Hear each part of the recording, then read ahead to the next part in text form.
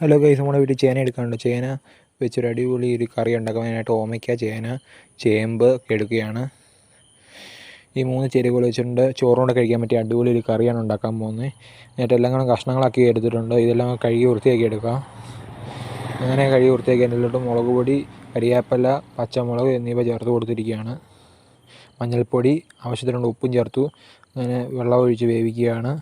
എന്തൊക്കെ വരട്ടെ.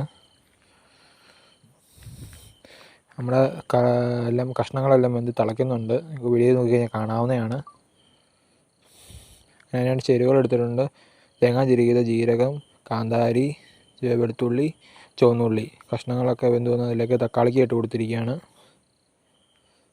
തക്കാളിക്ക് ചെറിയ ചെറിയ കഷ്ണങ്ങളാക്കി ഇട്ട് കൊടുക്കുകയാണ്. പച്ച തക്കാളിക്കാണ് ചേർത്ത് കൊടുത്തത്. ചുവന്നുള്ളി, തേങ്ങ എല്ലാം കൂടെ ചേർത്ത് അരച്ച മിക്സ് ഇപ്പോൾ ഇതിലേക്ക് ഒഴിക്കും. ചുവന്നുള്ളി, തേങ്ങ, കാന്താരി എല്ലാം കൂടെ അരച്ച മിക്സാണ് ചേർത്ത് കൊടുത്തിരിക്കുന്നത്. വെളുത്തുള്ളി എല്ലാം കൂടെ അരച്ച മിക്സ് ഇതിലേക്ക് ഒഴിച്ച് കൊടുത്തിരിക്കുകയാണ്. ഇനി അരപ്പ് കഴുകിയ വെള്ളം കൂടെ ഒഴിച്ച് കൊടുത്തിരിക്കുകയാണ്. അങ്ങനെ നമ്മുടെ കറിയൊക്കെ ഇവിടെ കിടന്ന് വെന്ത് കുറുകിയെന്ന് വരട്ടെ. അങ്ങനെ നമ്മുടെ കറിയൊക്കെ റെഡിയായി വന്നിട്ടുണ്ട്. ഇതിലേക്ക് കടുക് വറുത്തിടാൻ വേണം. അതിനായിട്ട് കടുക് പൊട്ടിച്ചിടാൻ വേണ്ടി വെളിച്ചെണ്ണയിലേക്ക് കടുക് ഇട്ട് കൊടുത്തു.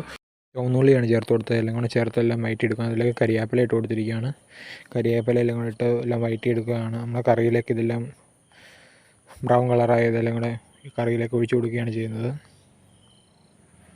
കറിയിലേക്കെല്ലാം ഒഴിച്ച് കൊടുത്തു. അങ്ങനെ കറിയിലെല്ലാം മിക്സാക്കി ഇളക്കി എടുത്തിട്ടുണ്ട്. വീഡിയോ ഇഷ്ടപ്പെട്ട എല്ലാവരും മറക്കാതെ സബ്സ്ക്രൈബ് ചെയ്യുക. അടുത്ത വീഡിയോ നമ്മൾ ഇനി വരെ. Bye bye guys.